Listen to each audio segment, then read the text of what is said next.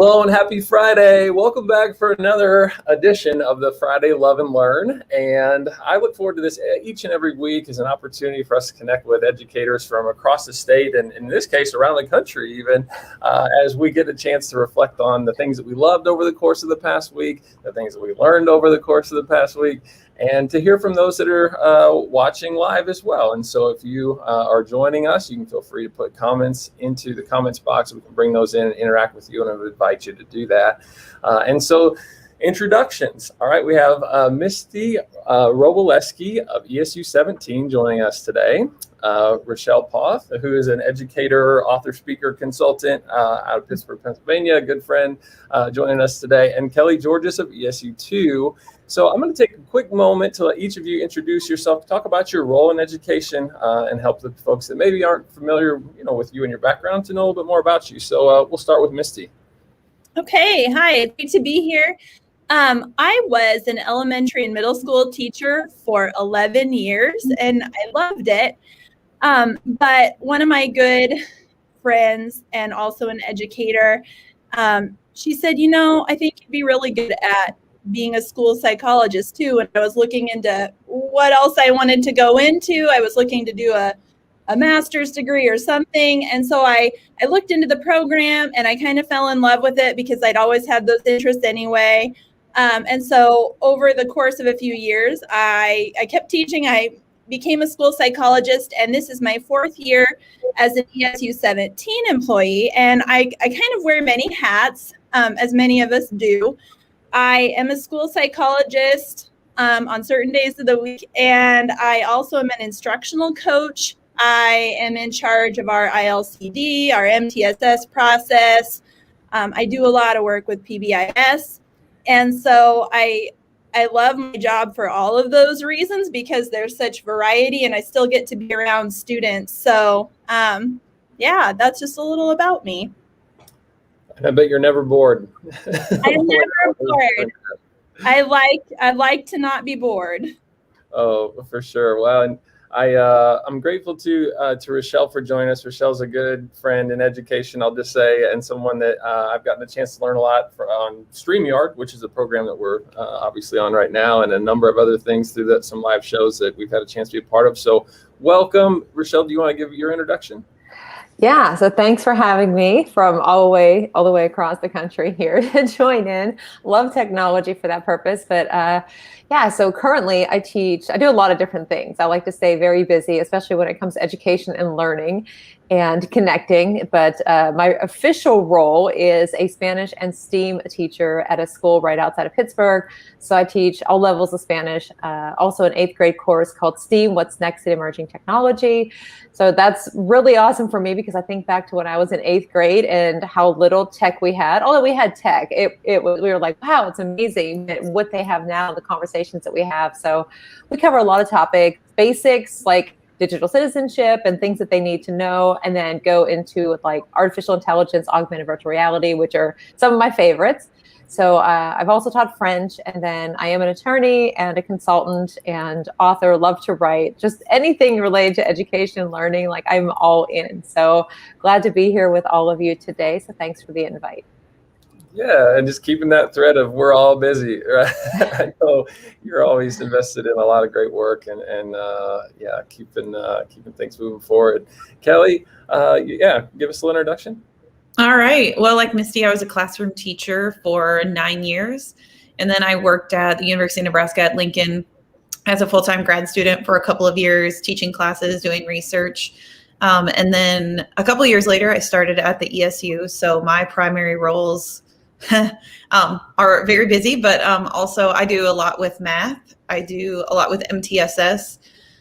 We do tons with leadership right now, working with principals. And so, yeah, pretty busy, but we have our hands in a little bit of everything, like Misty was saying, so many hats. And over the course of a week, wearing all these different hats, there's obviously transition, loves and learns that we get a chance to take part in each every week. And what I appreciate about this opportunity as we get to it on Fridays is just to reflect on that and to share those out. And so one of the things that we're going to do today is to talk about the things we loved from this week. And there was a lot to pick from, and I love slowing down enough to think about that. And so, Misty, what's one thing that you loved personally or professionally from all the things that you kept busy with this week? Well, my personal favorite is I had, even just this morning, I had a student intervention at 8:30 this morning, one-on-one work with some basic reading skills, and we wove a little drawing in here and there to keep us going and focus through the exercise. But I love working with students. It really energizes me, and there are periods throughout the week that I don't get to work with students as much. I'm in a different role here and there, like I said, but on those times when I get to work with students directly, it is what I am here for. And so that really breathes life into all the things that I do. I love being in classrooms, and I really like to have conversations with educators, because I feel like that's where I keep current with everything. I know what their feelings are moving forward and where we need to work, and it just really pumps me up. So definitely a favorite this morning even was just working with that student. It's so rewarding, and I think especially after some time away, whether it was last spring or just periodically through the fall, you hear it from everybody, the opportunity to kind of get back into schools and working with students. It's just it's a bucket filler for sure. So, Rachelle, what was your love from this week? I was wondering if it was going to be me next and if I had time to think. No, I'm kidding. I'm kidding. It's hard to narrow it down because, well, one, and I know that everybody that's here or people listening probably feel like, I don't even really know what day it is sometimes. Like, wait, is it Friday? What happened this week? Or thinking back to what you did yesterday. But the thing that I love the most about this week, I will say, is, being with students, of course, that's just the highlight. Even if I'm tired, doesn't matter. Just as soon as you have those interactions, whether they're in person or even just online, just having some fun with them. So that is a plus. But this week, locally here in Pittsburgh, we have this. It's through Penn State, one of the branch campuses of Penn State University, and it's called ABC Create. And it's like this collaborative of, I think it's 14 different school districts in and around the Pittsburgh area. And so normally throughout the year, probably like 2 or 3 times, sometimes they would have in-person PD focus on different strands related to STEAM or, lots of different topics, and teachers can present. But last year they were supposed to have one in the summer. And of course we couldn't do the in-person. They ended up doing over the course of like 2 weeks and spread it out and had these different sessions set up. It was so well done. It was, and they sent like a care package home too for like self-care and balance. That was great. But last week and this week, they've been doing like show and tell. And so you could have submitted a quick session, and it's supposed to be very informal, just basically like, here's a tool I'm using, here's a strategy I'm trying, and sharing it. So I joined in a couple different ones of those this week, and I presented one yesterday too. And it's always fun to share like what your students are doing, or the things that you don't know that you're probably supposed to know as a teacher that you don't have the answers to, and you're kind of learning as you go, which is kind of funny. But that's definitely my love this week, is just having that chance to connect with, just like with you, with the 3 of you that are here, with other educators, and hearing, that you're experiencing the same thing, or that you tried something new and it really helped in a certain area. And so that's pretty much where I'm feeling some love this week. That is good, being able to connect with folks. And we, the live conversation that we were part of on Monday was through what program? It's been so long since Monday. Or Tuesday. No, Tuesday night. Yeah, right. I didn't know what day it is. I was thinking, I'm like, well, last Friday we were on Thrive, and it wasn't that, but Skilled Space that comes through Swivel. And if anybody uses Synth, and it's like an audio platform. So you just create the space and people can join in and just talk and hear each other's voices. There's no video or anything. So yeah, it's pretty neat, because we've had people like Dr. Michael Harvey joining in from, the future. I always like to say whenever he joins in, because he's 15 hours ahead. But just being able to open that up really quickly and have a conversation about any topic. So yeah, that was on Tuesday night. Feels like forever ago, though. It does feel like it was a while ago. And you're getting a little Pennsylvania love from our audience here. And so Debbie always joining us. Appreciate that. And would encourage folks to share your love in the chat and the comments. So Kelly, what was your love from this past week? Well, I've got a personal, then a professional. So personal love, my son and I both had birthdays this week. So we it was fun. We had dinner with my parents and it's been a good week of, lots of family fun. And so that's been great. And then professionally, so we have a service, I guess, called Leadership Learning Walks. And so we put some principals together in typically 3, and they visit each other's schools, and we have a cool protocol. Thank you, Debbie. We have a protocol where we look at data. We try to figure out what's going on with the data, and then we walk through classrooms to confirm or figure out what we can do to help. And so really the principal leads it, and we are there for support to help them come up with a plan of next steps. But when we were at one of the schools on Wednesday, and it's a school I work with a lot, it reminded me that my top 2 Gallup strengths are 1, ideation, and 2, maximizer. So I always think of that one as taking good to great. You are too?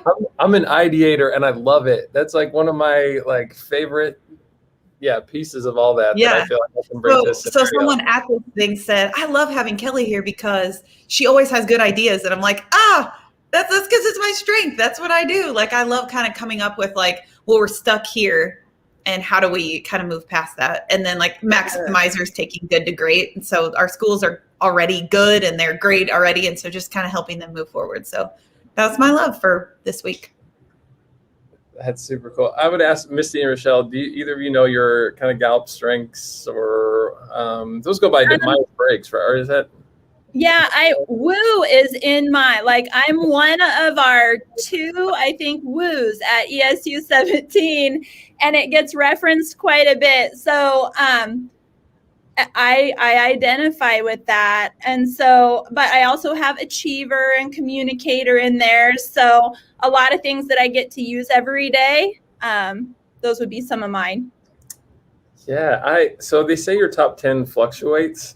And so woo was it rose to 4 for me when I took it at one point in time, and it has since subsided. So I don't know if I'm losing a little bit of that, but it's definitely still a thing that resonates with me too. I don't think you ever completely lose woo. I think it's always in there somewhere. Yeah, it is kind of fun thinking through those sometimes. And Stephanie, I should have brought this up. So Stephanie was going to join us today. She wasn't able to. And so, really grateful that Misty jumped in to help out and share today. And we get a chance to learn from Misty and hear her loves and learns from this week. So that said, I'll get to mine. So actually, Rachelle, this goes back to that night. So I was at a track meet or a track practice when we were on Skilled Space and having our conversation. And my daughter, I think, is going to be a great runner over time. She just floats when she runs, but she has not really done much of this before, and she's in her 3rd practice, and they did a half-mile warm-up, 6 400s, and a half-mile cool-down. So for a little 10-year-old to do 2.5 miles, that was such a big ask for her. She did not pace herself well on the first lap. She was pretty gassed. And so she was she would get done with a 400 and come over and just be breathing really heavily. And she's like, I hate this. I'm never going to do this ever again. And I just tried to be encouraging and not toxic positivity, because it did feel like that at some points where I was like, you can do it. And she's like, shut up. You shouldn't really say that, but I mean, that was the vibe I was getting. And it was so rewarding to watch and she struggled throughout. And I think that's okay that happened. But she didn't quit, and that I actually think she ran the last 2 probably faster than some of the middle ones. And by the end of it, because she's a kiddo that gets a lot of anxiety and doesn't really like to work through challenges all the time, and has gotten she's grown so much in that, but that's not naturally a thing that she works through very well. By the end of the practice, being able to say to her, you're stronger than you think you are. And that was like just a really good, moment that she took a lot of pride in. That like it wasn't easy, but she finished it, and that she could do it again if she needed to, and she'll only be better the next time. So that was my love for this week, as that really filled my bucket to just have work through a hard time with her and to see her process that in a positive way. She did go to her practice later in the week, so she did not quit, and so that was really good. So, any of you have kiddos in spring sports? Mine are little bitty, but I'm doing some coaching of some volleyball skills right now. And we had a similar conversation last week. I said, before we even get started, people, just know that we're all going to do terribly at first. We're here to make mistakes and we're going to get better, but we're all going to start right here. And I think they kind of embraced that. So I love your love for this week, because as a coach, I resonate with that. Yeah. So my son is not in spring sports, but he trains for football pretty much year round, 6 days a week right now. Okay.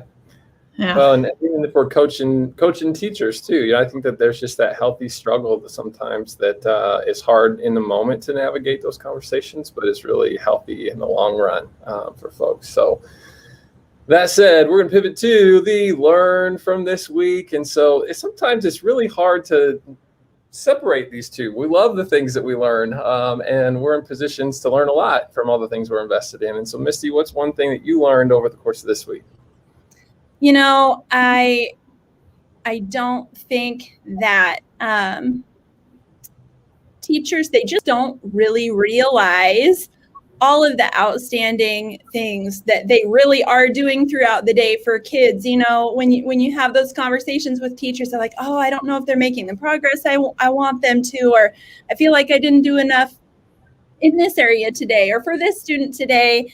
And from the outside looking in, I'm like, you're doing amazing. They're learning so much. I mean, my own kids come home and I'm amazed at the things that they know and so impressed with how their teachers go about their days. And I mean, our teachers are meeting the needs of kids' hearts and kids' minds constantly every second. And I just don't think they take the time to sit back and think, wow, I really did do amazing things today. And so I don't think that's a new learn for anyone. I think we all probably can see that that's something that occurs a lot, but our teachers are amazing and they just don't even realize it sometimes. Yeah, that's something Jeff McQuiston, so at 17, brought up. I know Jeff very well. Yeah, he said that his was a relearn, and I think that it's sometimes the things we share in this part of the segment or that segment fits that really well. So that's a good thing to get back to, I think, for sure. Rachelle, what's something that you learned this week? I don't even think I want to answer after Misty's because hers was so good. But it's a good reminder too. I mean, it's just, I think this is it's a hard time of the year. Anyway, I mean, every year, this time of the year seems to be so difficult. I mean, with spring sports and standardized tests and preparing for final exams, it's always a struggle. But, so I kind of learned that this week just by connecting in some of those activities in the conferences that I joined in this week. But in terms of something that I really officially learned, I did not know that Desmos is not just for math and so forth, because I don't teach math. And so my only use of it has been when I've been doing Nearpod presentations and showing that it's in that. But yesterday, what I learned, and I had no idea, was that you can use it with all of these great ways to have students check in. So when you're looking my presentation was on social emotional learning. And then the other person that kind of shared the time slot with me just had really quick, it was supposed to be a 10-minute sharing, and it had Desmos, and she had all of these different slides. And whenever she had shared the code, you all probably already know this, but I was but it was kind of ironic that the one that she chose to do was how are you feeling today? And it was a cat. And when you slid a lot on the bottom, it changed the picture of the cat. So how are you feeling today? So, there was a cat laying back and the one with sunglasses. And I mean, they were just hilarious. But you know me, Andrew, it's what are the chances that anything that's going to come up that's going to just involve a cat But she went through and like across her, like she showed the teacher dashboard, and there were, I think, she had like 30 different ones, if not even more. But there were some where it was like the battery, what's your energy level today? And they could drag them across the screen. And there were so many possibilities. And it was so quick to do. And I just thought, yeah, I knew it just taught me, again, reinforced, I guess I should say, like, we all use so many different tools. And you might see a presentation, hear somebody say, oh yeah, I'm going to talk today about Padlet or Desmos or GimKit or whatever the tool is. And you're like, oh yeah, I use that. Or it doesn't apply to me. Like for me, Desmos, I'm like teaching Spanish, but I could totally use it. And so I learned like you have to just be open to like there's other possibilities with it. And it was just a fun way to kind of interact. And I definitely plan to use that with my students. And it may or may not involve the one with the cats. We'll see, because that might be too predictable. So. Yeah, I know cats like your spirit animal, essentially. I know. Yeah, always. And and I'll interject too and just say that's something. So synth, again, to reference our conversation from Tuesday, I thought I knew what synth was and what it did, and that it's sort of a podcasting tool and they've switched that up, and now it's something that's a little more akin to a Voxer / Flipgrid. It sounds like maybe, but without the video piece. That there's opportunities for longer conversations with that. And you're right, sometimes those tech tools change, or the like capacity that they have to do different things grows, and you're sort of like, no, I know what that is, and you don't, because it's evolved sometimes. And that's really fun to be able to revisit those. So that's cool. It's a cool example. Kelly, what's something that you learned this week? Well, it's what Rachelle just said about Desmos. Just kidding. I have used Desmos, but I haven't used it really recently, so I didn't know that there was new updates and cool stuff in there. So I'm gonna check that out. I would say mine is kind of similar to Misty's. This is more of a relearn, but I think sometimes in our role it can get. We like to use the word silo-ish. So here's my stuff that I'm working on. And because we're in different schools every day and things like that, sometimes we don't connect easily or quickly with other people as far as like working on projects. And so just even in these last couple of weeks, I've been working on some MTSS stuff with another person in our office, which has been great.